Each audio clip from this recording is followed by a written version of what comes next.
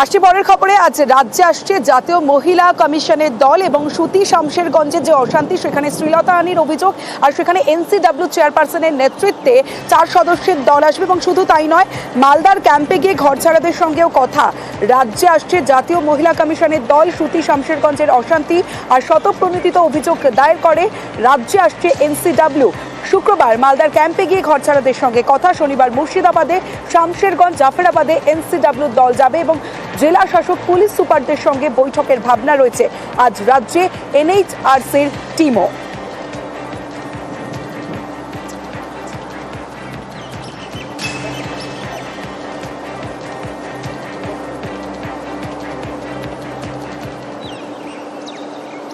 মুর্শিদাবাদে অশান্তি আর এ নিয়ে বিজেপিকে তোপ দেখেছেন মুখ্যমন্ত্রী মমতা বন্দ্যোপাধ্যায়। গতকাল ইমামদের সঙ্গে যে বৈঠক, সেই বৈঠকে তিনি বলছেন একাধিক অভিযোগ করেছেন এবং অমিত শাহকে একাধিকবার তোপ দেখেছেন। বাংলাদেশ থেকে লোক এনেও অশান্তি পাকানোর বিস্ফোরক অভিযোগ করেছেন মুখ্যমন্ত্রী মমতা বন্দ্যোপাধ্যায়।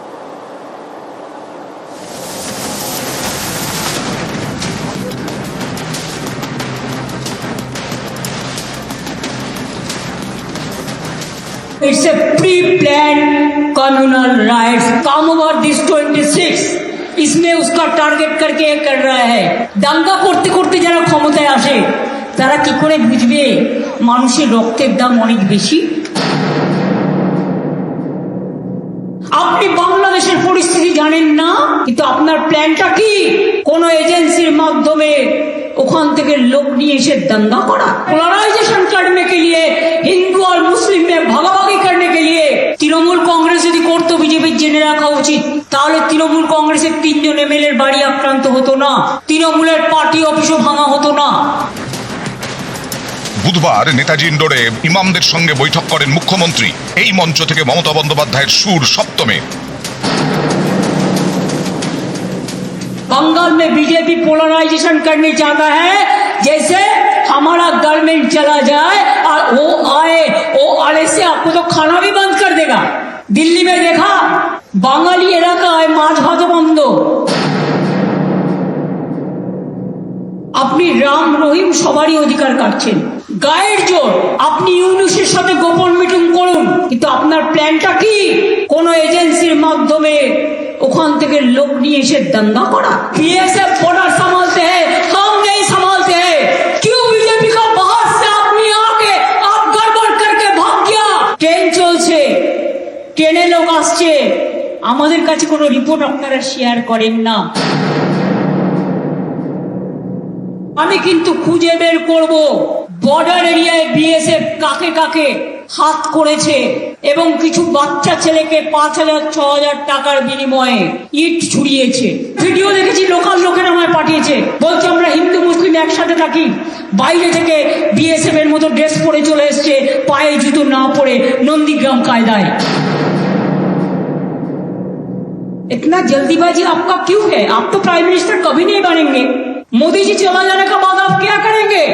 आपको तो আপনাকে তো হামাগুড়ি দিতে হবে। সবচেয়ে দেশের ক্ষতি করেছেন আপনি। মোদিজিকে আমি রিকোয়েস্ট করব, দয়া করে লোকটাকে কন্ট্রোল করুন। সমস্ত এজেন্সিকে দিয়ে দিয়েছেন ওনার হাতে, আর উনি সমস্ত প্ল্যান তৈরি করছেন। I will appeal to Narendra Modi ji, under your prime ministership, don't allow any atrocious terrible to any community through your home minister. Please see what your home minister is doing. Land related ইস্যুকেও, যেটা রাজ্য বিধানসভার এখতিয়ারভুক্ত, সেটাকেও কেড়ে নিয়েছে। আমি India টিমকে appeal করব, let us be united, let us fight together boldly. This is not an individual matter, it will affect each and everybody. আগামী 1 বছর আপনাদের ধৈর্য ধরতে হবে, কারণ এরপর অনেক পরিবর্তন হবে দিল্লিতে। সেদিনটার জন্য অপেক্ষা করব। আবার নতুন সরকার হবে, নতুন সরকারে আশা করি হামাগুড়ি বাবু উঠবেন না। যেদিন বিজেপি ক্ষমতা থেকে যাবে, যে আইনগুলো অ্যান্টি পিপুল করেছে, সেই আইনের আবার কনস্টিটিউশন অ্যামেন্ডমেন্ট করে আইনগুলোকে বদলাতে হবে। নিউজ 18 বাংলা।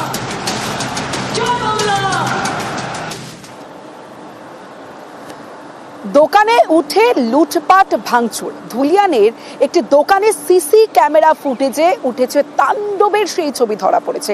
আরেকটি দোকানেও ভাঙচুর, সব লণ্ডভণ্ড।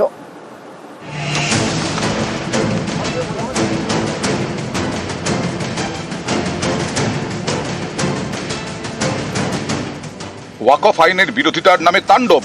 গত শুক্রবার এবং শনিবার মুর্শিদাবাদের শামশেরগঞ্জ ধুলিয়ান সুতিতে অশান্তির আগুন জ্বলে। অনেক দোকান ভাঙচুর করে লুটপাট চালানো হয়।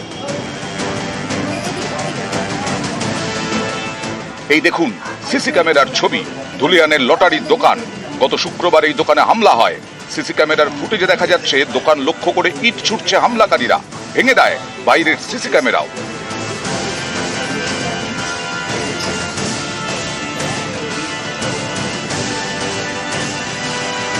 এরপর দোকানের ওপর ব্যবসায়ীর বাড়িতে ঢুকে পড়ে হামলাকারীরা। বাড়ির ভেতরে বাইক রাখা ছিল, সেই বাইক ভাঙচুর করা হয়।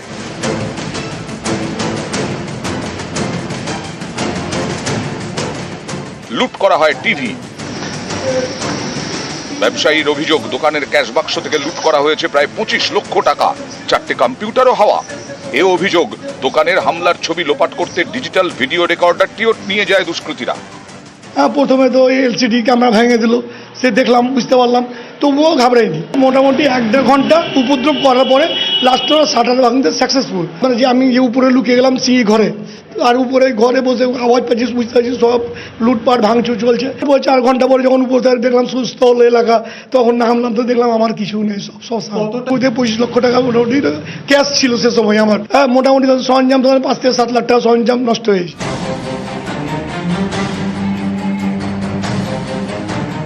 শামশেরগঞ্জ থানা এলাকার মধ্যে পড়ে ধুলিয়ান। এখানকার একটি জামা কাপড়ের দোকানে লুটপাটের ভিডিও ভাইরাল হয়। বুধবার এই দোকানের ভেতরে ঢোকে নিউজ 18 বাংলা। দেখুন কি অবস্থা, সবকিছু তছনছ করে দেওয়া হয়েছে। এদিন এই দোকানে যায় শামশেরগঞ্জ থানার পুলিশ।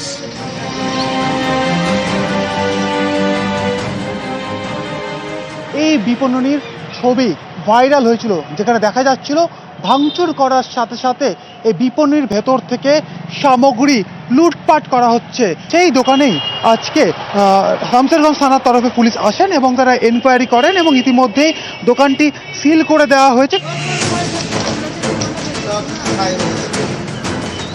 ধুলিয়ানের জাফরাবাদের রানীপুর, এখানে মুদির দোকান ছিল প্রদীপ্ত পালের। দোকানটা এখন আর নেই। শনিবার হামলা হয়, দোকানে আগুন লাগিয়ে দেওয়া হয়, তাতে সব শেষ। ভাঙচুর করার পরে লুটপাট করলো, লুটপাট করেও তাদের মন ভরলো না, আবার এলো, আবার লুটপাট করলো, তারপরে পেট্রোল ঢেলে আগুন লাগিয়ে তারা পালিয়ে গেল। প্রায় 150 থেকে 200 জন দুষ্কৃতী এসেছিল। ভগবানের কাছে কৃতজ্ঞ আমরা যে আমরা প্রাণে বেঁচে আছি। নিউজ 18 বাংলা।